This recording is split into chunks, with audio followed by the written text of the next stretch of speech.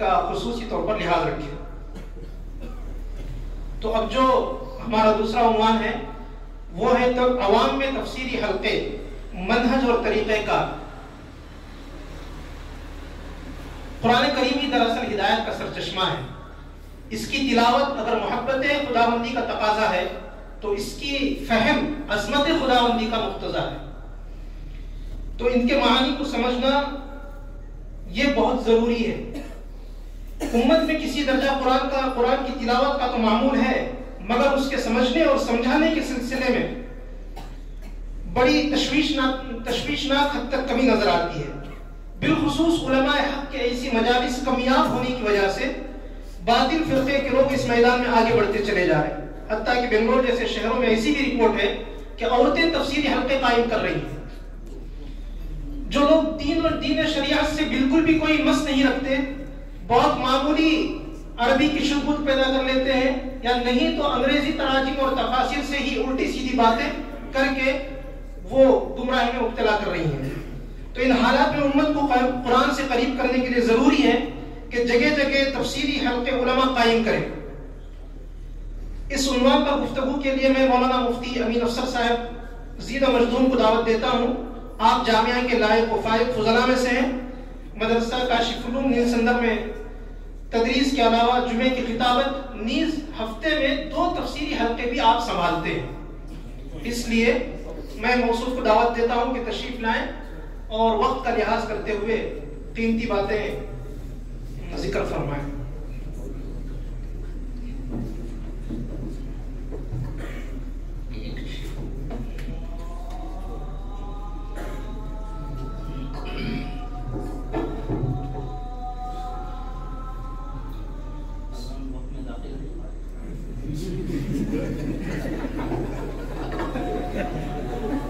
احتیاطاً سوال کر دیا۔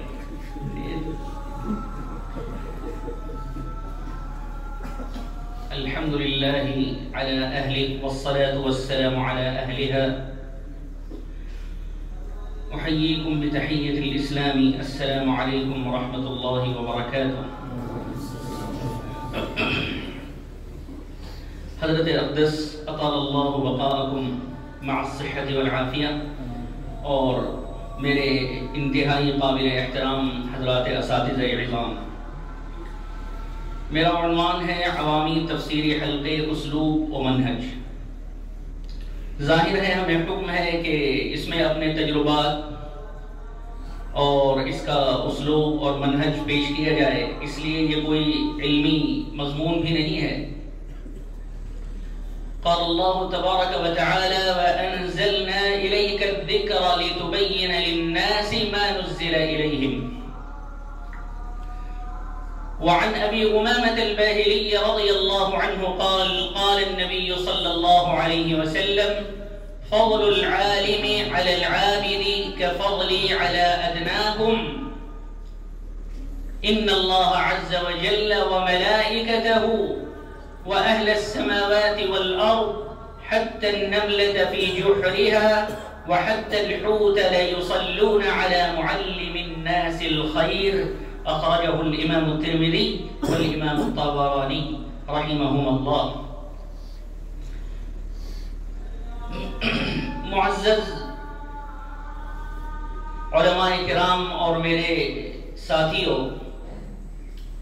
ہمارا بحیثیت علماء سب سے پہلا، سب سے اہم ماخذ و مرجع قرآن مجید ہے، اور ہماری علمی و عملی زندگی کا محور یہی کتاب عظیم ہے۔ ہمارا درس و تدریس، ہمارا خطاب و تقریر، ہماری تصنیف و تعلیف، ہمارا تصوف و تزکیہ، ہماری دعوت و تبلیغ، سب کا سب قرآن کریم ہی کے اطراف گھومتا آپ کو نظر آئے گا کہ ان شعبہائے دین میں کوئی ایک شعبہ بھی آپ کو قرآن مجید کے بغیر نامکمل نظر آئے گا۔ قابل قدر علماء، اس وقت ہم میں سے ایک بڑی تعداد ایسے علماء کی یہاں موجود ہے جس کے ذمے امامت و خطابت کے فرائض عائد ہیں۔ مجھے جو عنوان دیا گیا ہے وہ راست طور پر انہی علماء کے لیے بالخصوص اور پھر ہم تمام ہی کے لیے بالعموم اہمیت کا حامل ہے۔ حضرت اقدس اطال اللہ بقاءہ سے تعلق و شرف تلمذ کی برکت اور حضرات اساتذہ کرام کی دعاؤں کے صدقے مجھے گزشتہ 13 سالوں سے عوامی تفسیری حلقوں میں تفسیر کا موقع میسر ہے۔ اور مزے کی بات یہ ہے کہ جس مسجد میں میری تفسیر متعلق ہے وہاں سب سے پہلے تفسیر حضرت اقدس اطال اللہ بقاءہ فرمایا کرتے تھے، پھر آپ کے بعد حضرت استاد گرامی مولانا صغیر احمد صاحب ندوی دامت برکاتہم نے تفسیر فرمائی، اور آپ کے بعد جامعہ ہی کے ایک سابق استاد اور ایک کامل فاضل حضرت مولانا تاج الدین صاحب مکی زید مجدہم وزاد اللہ فضلہم ولطفہم وہ آئے، اور اس کے بعد اللہ رب العزت نے اس حقیر و فقیر کو موقع عنایت فرمایا جو تاحال جاری ہے۔ لہذا اسی بنا پر چند گزارشات، کچھ تجربات، کچھ مشورے باوجود اپنی علمی کمائنگی و عملی بیچارگی کے پیش کرنا چاہتا ہوں۔ ان الامر فوق الادب، سب سے پہلی بات تو یہ ہے کہ حضرت اگر ہم کسی مسجد یا مصلی میں امام یا خطیب ہیں اور وہاں کم از کم ہفتے میں ایک دن تفسیر قرآن کا معمول نہیں ہے تو یہ ہماری جانب سے ایک طرح کا علمی بخل ہوگا۔ بغور سماعت فرمائے، ہماری جانب سے ایک طرح کا علمی بخل، کنجوسی ہوگی اور ذمہ داران مسجد کی بہت بڑی کوتاہی ہوگی۔ حضرت سعید احمد صاحب پالنپوری نور اللہ مرقدہ نے جہاں پر جمع قرآن کی تاریخ بیان فرمائی وہاں پر یہ بات بھی ارشاد فرمائی کہ جب وحی نازل ہوتی تھی حضرت نبی کریم صلی اللہ علیہ وسلم حضرات صحابہ سے کسی چمڑے پر، پتھر پر، کبھی کپڑے پر، کبھی پتے پر، کسی بھی آلے پر وحی لکھوا لیا کرتے تھے کاتبین وحی سے، اور لکھوا کر آپ صلی اللہ علیہ وسلم بیان تو فرما دیا کرتے تھے کہ وہ آپ کو از خود یاد ہو جایا کرتا تھا، لیکن وہ جو لکھا ہوا تھا وہ آپ اپنے پاس نہ رکھتے تھے، آپ جس نے لکھا اسی کے حوالے کر دیتے تھے۔ اور اس پر حضرت رحمہ اللہ نے فرمایا کہ آپ کو قرآن دیا گیا تھا کہ قرآن کو پہنچائیں، آپ نے قرآن عوام کے حوالے کیا، آپ نے اسے سرکاری ریکارڈ میں کبھی نہیں رکھا۔ یہ حضرت رحمہ اللہ کے الفاظ ہیں۔ کیونکہ اس پر غور کریں باریکی سے کہ ہم نے قرآن کو کہاں رکھا ہے، کیا ہم بھی عوام تک قرآن پہنچا رہے ہیں؟ یہ بہت ہی زیادہ سوچنے والی بات ہے، کیونکہ ایک امام و خطیب کو سوائے خطبہ جمعہ سے پہلے کی جو اردو تقریر ہوتی ہے یا اپنی مقامی زبان میں تقریر کرنے کا موقع ملتا ہے، اس کے علاوہ کوئی اور موقع لوگوں کو قرآن سمجھانے کا میسر نہیں ہے۔ اور جمعے کی تقریر اور اس کے اضطراری عنوانات ہنگامی حالات کے اعتبار سے یا کسی موضوع کے تسلسل کی مجبوری سے مختلف ہوا کرتے ہیں، جس میں ہم تفسیر قرآن کا موضوع لے کر چل نہیں سکتے، لہذا تفسیر قرآن کے لیے کوئی اور دن مقرر کرنا ناگزیر معلوم ہوتا ہے۔ اب میں آپ حضرات کی خدمت میں اپنے تفسیری حلقوں کے حوالے سے کچھ ناقص تجربات پیش کرتا ہوں۔ من جملہ تجربات میں سے ایک حیرت انگیز تجربہ مجھے جو ہوا کہ جب میں نے تفسیر شروع کی، اور میری سعادت ہے کہ حضرت اقدس اطال اللہ بقاءہ ہی نے میری مسجد میں سب سے پہلا تفسیری خطاب فرمایا اور وہیں سے تفسیر کی ابتدا ہوئی تھی۔ اللہ تعالی حضرت کا سایہ ہم پر ہمیشہ باقی رکھے۔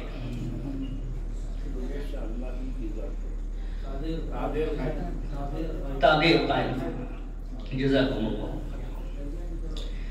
مجھے جو ایک حیرت انگیز تجربہ ہوا کہ جب تفسیر شروع ہوئی ہمارے یہاں تو عوام میں سے بعض کا تاثر یہ سننے کو ملا، ان کے الفاظ نقل کرتا ہوں کہ امام صاحب کیا واقعی قرآن میں اتنی ساری معلومات ہیں؟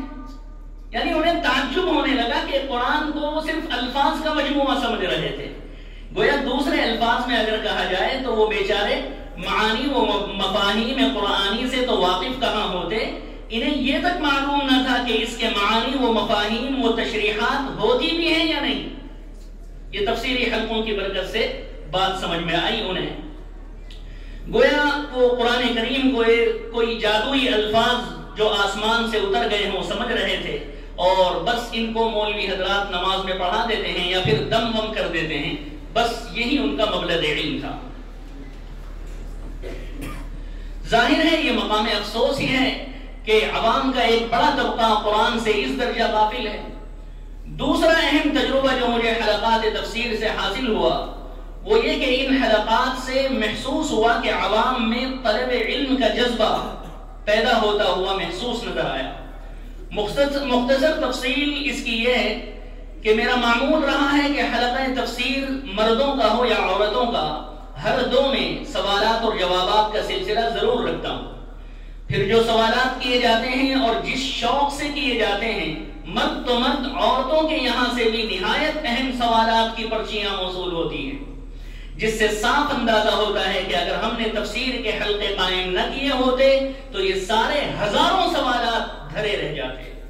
تیسرا اہم اور قیمتی تجربہ جو اس بندے کو ہوا وہ یہ کہ جوں ہم تفسیر میں کلام مجید کے پاروں سورتوں سے گزرتے جاتے ہیں، قرآن کریم کے وہ حصے ازبر ہوتے جاتے ہیں، اور دوران امامت فرض نمازوں میں، تراویح میں جب ہم ان مقامات کی تلاوت کرتے ہیں، پڑھتے ہیں، قرآن پاک ایک عجیب ہی لذت انڈیلتا نظر آتا ہے جو امام کی زبان اور قلب کو گرماتی ہوئی سیدھے مقتدیوں کے دل میں اتر جاتی ہے، جس کا اثر ہم نے یہ دیکھا کہ وہ عوام جو عربی زبان کی ابجد تک سے ناواقف ہیں، اپنے آنسو پر قابو کھوتی ہوئی نظر آتی ہے۔ یہ چیز جبھی حاصل ہو سکتی ہے جب ایک امام احساس ذمہ داری کے ساتھ تفسیر کی تیاری کر کے، پوائنٹ ٹو بی نوٹڈ، تفسیر کی تیاری کر کے عوامی حلقوں میں بیان کیا کرے، ورنہ اس کے بغیر ہمارا یہ موبائل ہمیں تفسیر کی کسی بھی کتاب کے سے آشنا ہونے کا موقع دے سکتا ہے یا نہیں، یہ ہم میں سے ہر ایک اچھی طرح جانتا ہے۔ لہذا میں آپ حضرات میں سے ائمہ مساجد بالخصوص اور خطبہ حضرات سے بالخصوص اور تمام علماء دوستوں سے بالعموم یہ گزارش کرتا ہوں کہ اپنی اپنی مساجد میں عوامی تفسیری حلقے قائم کرنا گویا لازم فرما لیں، خواہ آپ کو اس کے لیے کتنی ہی محنت کرنی پڑے، خدا کے لیے اس کو ضروری سمجھیں۔ پھر جب اللہ پاک یہ درین موقع عنایت فرما دے میں تو پوری جد و جہد، اخلاص، محنت اور واقعتاً تیاری کے ساتھ اس میدان میں اتر جائیں۔ آپ کا اسلوب اور منہج لوگوں کی ذہنیت اور استعداد اور قوت حازمہ کے پورے احساس کے ساتھ ہو۔ ایسا نہ ہو جیسا کہ ایک چھوٹا سا واقعہ کہ شہر بنگلور کی ایک مسجد میں ایک مفسر تفسیر فرماتے ہوئے فرماتے ہیں کہ قبر کے اندر فرشتے آئے مردے سے پوچھنے کے لیے، وہ مردہ پوری زندگی جھوٹ بولتا تھا، جب فرشتے آئے منکر نکیر تو ان سے بھی جھوٹ کہنے لگا کہ ابھی تو آ کے گئے سوال کر کے میرے پاس، تو بنگلوری زبان میں انہوں نے کہا اب بھی پوچھ لیتے ہیں نا میرے پاس سے، پھر تو میں کہیں کو آ گئے۔ تو فرشتے بڑے پریشان ہوئے کہ شاید ہم غلطی سے آ گئے، ان کا بیان ہے۔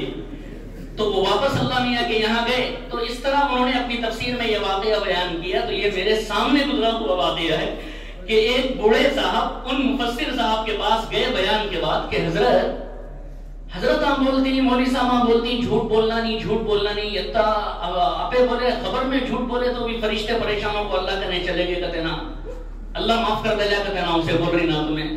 تو اب تعویل تو کرنی ہی ہے مولانا مفسر صاحب کو، وہ کچھ تعویل ایسی انہوں نے کی اور بھی گڑبڑ اس بیچارے کی سمجھ میں نہیں آئی۔ وہ جاتا ہوا، اس کے الفاظ مجھے آج تک یاد ہیں، شاید 22-23 سال اس پر گزر گئے۔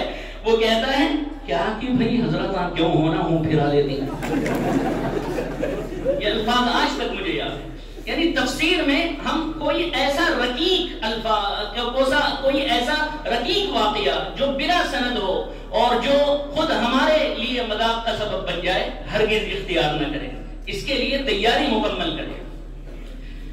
اس کے بعد اسلوب اور منہج لوگوں کی ذہنیت اور استعداد اور قوت حازمہ کے پورے احساس کے ساتھ ہو۔ حضرت ابن عمر رضی اللہ عنہما سے رسول اکرم صلی اللہ علیہ وسلم کا یہ ارشاد منقول ہے، امرنا معشر الانبیاء ان نکلم الناس على قدر عقولهم، یعنی ہم کو انبیاء برادری کو یہ حکم دیا گیا ہے کہ ہم لوگوں کی عقل اور ان کی قوت فہم کو سامنے رکھ کر ان سے بات کیا کریں۔ اور حضرت ابن عباس رضی اللہ عنہما کی روایت میں یہ الفاظ مروی ہیں، نحن معاشر الانبیاء نخاطب الناس على قدر عقولهم، اس کا بھی تقریباً وہی ترجمہ ہے۔ لہذا آپ کا اسلوب سہل مدلل ہونے کے ساتھ ساتھ لوگوں کی قوت فہم کے مناسب ہونا چاہیے۔ ایک خاص بات آخر میں یہ بھی بتا دینا ضروری سمجھتا ہوں بطور خاص کہ آپ کے سامعین میں ہر آدمی کچی گولیاں کھیلا ہوا نہ ہوگا، بلکہ بعض ایسے پڑھے لکھے بھی ہوں گے جو ایک اعتراض پر آپ کی ساری محنت پر پانی پھیرتے نظر آئیں گے۔ اس کے لیے آپ کو دوران مطالعہ ہی من کل الوجوہ والجوانب تیاری جذبہ اخلاص اور جذبہ للہیت سے کرنی ہوگی، نہ کہ جذبہ انتقام سے۔ تفسیر کا اسلوب اور منہج کیسا ہو، اس کے لیے میرے نزدیک سب سے پہلے اپنے اساتذہ کرام سے رجوع ہے، جو ہر درد کی دوا ہے، جو ہمارے اندر نام کو ہی نہیں پایا جاتا۔